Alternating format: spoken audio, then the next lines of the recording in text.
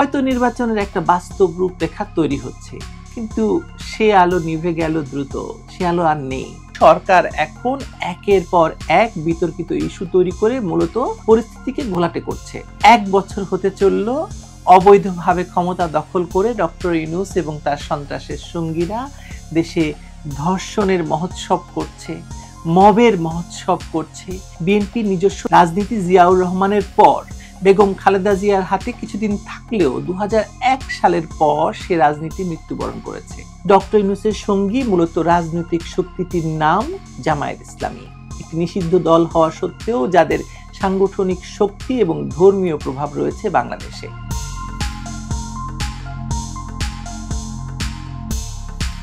আওয়ামী লীগ আমলে যে বা যারাই নির্বাচন নিয়ে পারলে প্রতিদিন শেখ হাসিনার সরকারকে ফেলে দিতেন, অনেক দিন হয় তাদের কোনো সাড়া শব্দ নেই। এই যে ধরুন বদিউল আলম মজুমদার, স্থানীয় সরকার বিশেষজ্ঞ তোফায়েল আহমদ, সিপিডি, টিআইবি সহ ব্যক্তি এবং সংস্থাগুলো তখন এমনভাবে কথা বলতেন যে মনে হতো বাংলাদেশের 20 কোটি জনগণের জীবনে আর কোনো সমস্যা নেই নির্বাচন ছাড়া। তাদের সঙ্গে আমিও একমত ছিলাম।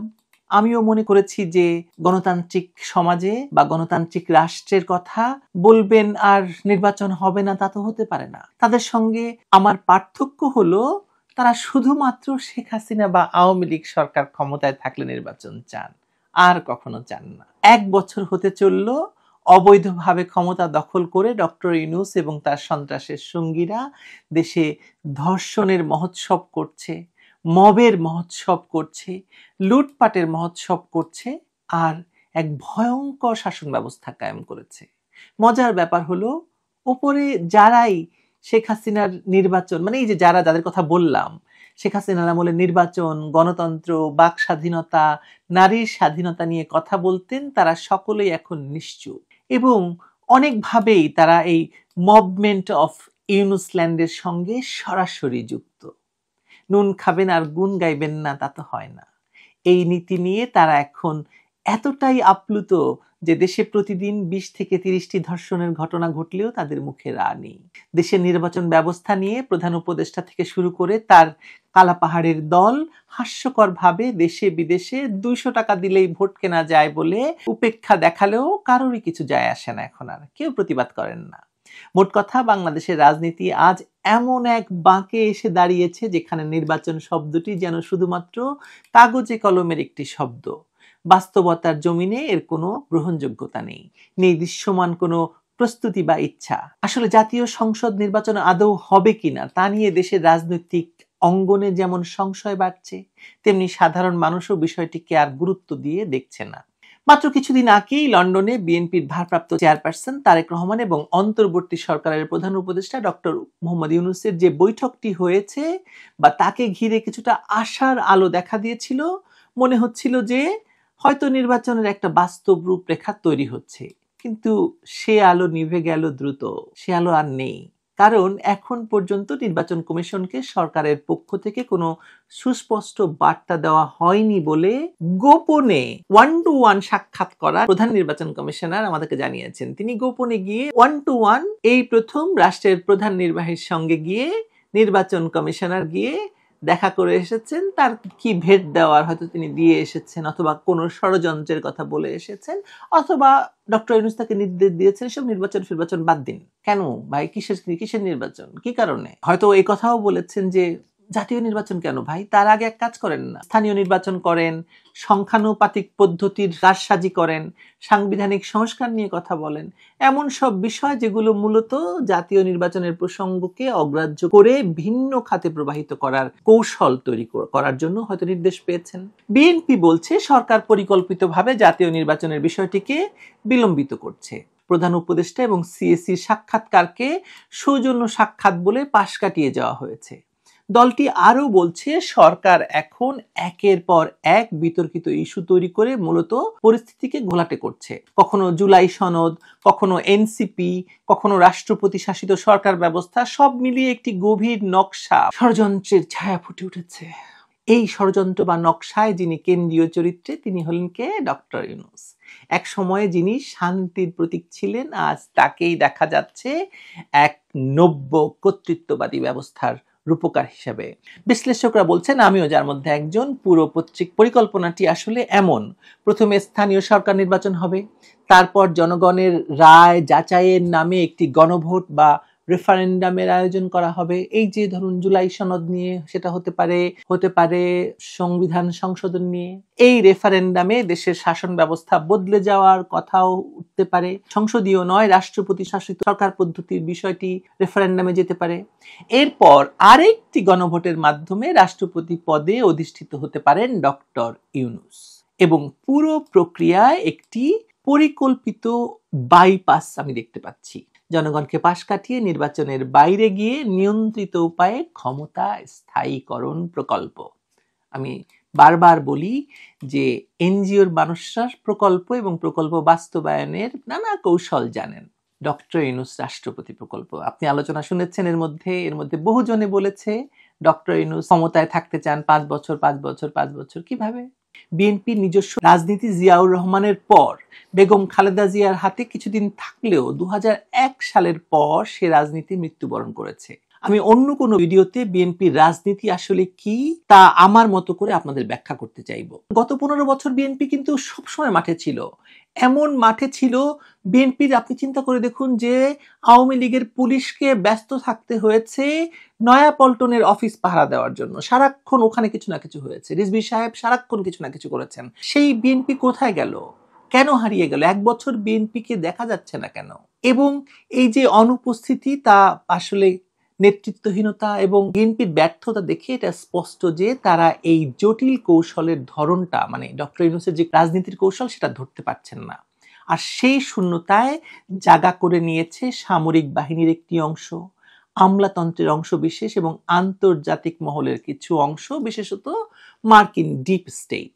এই ডিপ স্টেট মানে সেই অদৃশ্য রাজনৈতিক, অর্থনৈতিক এবং নিরাপত্তা বিষয়ক শক্তি, যারা নির্বাচন নয়, একটা কাঠামো বদল করে যাতে বাংলাদেশের রাজনীতি না থাকে সেটা করতে চায়। তাদের চাওয়া বাংলাদেশে এমন একটি ছাঁচে চলুক যেখানে সবকিছু থাকবে তাদের নির্দিষ্ট নিয়ন্ত্রণে। আর এই কাঠামোতে একজন ভদ্র, পুরস্কারপ্রাপ্ত, আপাত নিরপেক্ষ ব্যক্তিকে মুখ হিসেবে দরকার, যিনি বাইরে শান্তির বার্তা দেবেন কিন্তু ভেতরে চালাবেন এক ধ্বংসের খেলা। সেই মুখটি তো ডক্টর ইউনূস। আপনারা টের পাচ্ছেন না কিনা জানি না। ডক্টর ইউনূসকে আর কেউ না চিনুক, শেখ হাসিনা চিনেছিলেন, আর চিনেছিলেন বলেই তিনি ডক্টর ইউনূসের অপকর্মের বিরুদ্ধে ব্যবস্থা নিতে শুরু করেছিলেন। দেশে বিদেশে এই তথাকথিত অরাজনৈতিক ব্যক্তিত্বের ক্ষমতা এতটাই ভয়ঙ্কর যে উল্টো শেখ হাসিনার সরকারকেই পুরো উল্টিয়ে দিয়েছেন তিনি, তাই না? প্রশ্ন করুন তো, ডক্টর ইউনূসের সঙ্গী কারা হয়েছেন? বিদেশি শক্তি ছাড়া, দেশের মধ্যে তথাকথিত সুশীল এবং এনজিওগুলি ছাড়া ডক্টর ইউনূসের সঙ্গী মূলত রাজনৈতিক শক্তিটির নাম জামায়াত ইসলামী, একটি নিষিদ্ধ দল হওয়া সত্ত্বেও যাদের সাংগঠনিক শক্তি এবং ধর্মীয় প্রভাব রয়েছে বাংলাদেশে। লক্ষ্য করুন, ক্ষমতা নিয়েই ডক্টর ইউনূস তাদের হাতেই এক প্রকার সরকারকে ছেড়ে দিয়েছেন, কিংবা তারাই এনে ডক্টর ইউনূসকে বসিয়ে গেছে, পেছন থেকে নিজেরাই দেশ চালাচ্ছে। এই প্রথম বাংলাদেশের একচ্ছত্র ক্ষমতা জামায়াতের হাতে।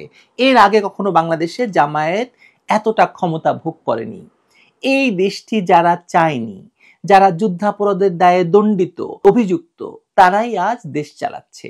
এটাই হচ্ছে শেখ হাসিনা বা আওয়ামী লীগকে সরানোর নিট ফলাফল। আওয়ামী লীগও এটাই ডিজার্ভ করে হয়তো, কারণ 16 বছর তারা তাদের রাজনীতিটাও করেনি, দেশ শাসন করেছে কেবল। শহুরে কর্পোরেট শ্রেণীকে খুশি করতে গিয়ে তারা গ্রামীণ জনভিত্তির রাজনীতি হারিয়েছে। দলটির শৃঙ্খলা ভেঙে পড়েছে এবং জনবিচ্ছিন্ন হয়ে পড়েছে। আর বিএনপির কথা তো আগেই বলেছি, দীর্ঘকালীন নির্জীব আন্দোলনের কারণে এমনিতেই আত্মবিশ্বাস হারিয়ে ফেলেছিল দলটি।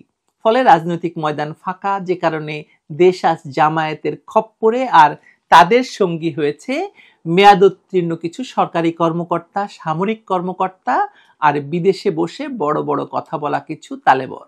এসব কারণেই রাষ্ট্র ব্যবস্থা থেকে জনগণ একেবারে মুছে যাচ্ছে। ভোট, মতামত, অংশগ্রহণ, এসব সবকিছু এখন নিয়ন্ত্রিত, পরোক্ষ এবং অর্থহীন হয়ে পড়েছে। গণতন্ত্র মানেই মানুষ, যত বেশি মানুষ তত বেশি গণতন্ত্র। অথচ ইউনূস গঙের গণতন্ত্রে জনগণ নেই। এই ইউনূস গং তার উপদেষ্টার বাক্স থেকে যা বলবে জনগণ তাই মেনে নিতে বাধ্য। মজার ব্যাপার হলো, ডক্টর ইউনূস যেন সর্বতোভাবে জেনারেল জিয়াউর রহমানকে অনুসরণ করছেন, বিশেষ করে নির্বাচন বিষয়ে।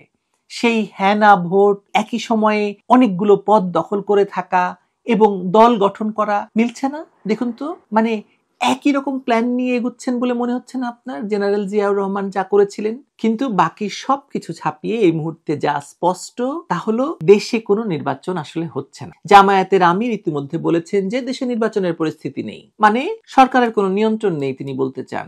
কারণ নিয়ন্ত্রণ তো তাদের হাতে, সরকারের হাতে তো থাকার কথা নয়। তিনি সঠিক বলেছেন।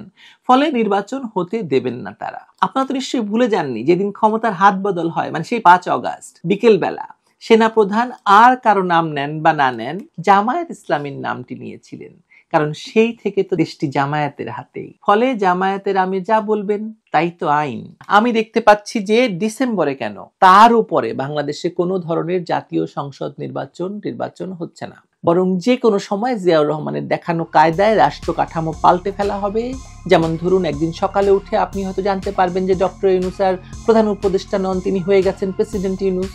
তারপরে হেলিকপ্টার থেকে লিফলেট ফেলে বলা হবে আপনি হ্যাঁ বলুন। আপনি বাধ্য হয়ে হ্যাঁ বলবেন কিসে জানেন? মুভমেন্ট অফ ইউনুসল্যান্ডের রাষ্ট্রপতি ইউনূস মহাজনকে আপনি হ্যাঁ বলতে বাধ্য হবেন। আমার কথা বিশ্বাস হচ্ছে না তো? অপেক্ষা করুন, সে পথেই হাঁটছেন ডক্টর ইউনূস। আমি নির্বাচন বিষয়ে আরো কয়েকটি ভিডিও করব। এই যে সংখ্যানুপাতের নির্বাচন, এ বিষয়টি কি বা এ বিষয়টি কেন করতে চাইছে সরকার, সেটি নিয়ে আমার ব্যাখ্যা আপনাদেরকে জানাবো। মেলাবেন আপনারা। ততক্ষণ পর্যন্ত ভালো থাকুন।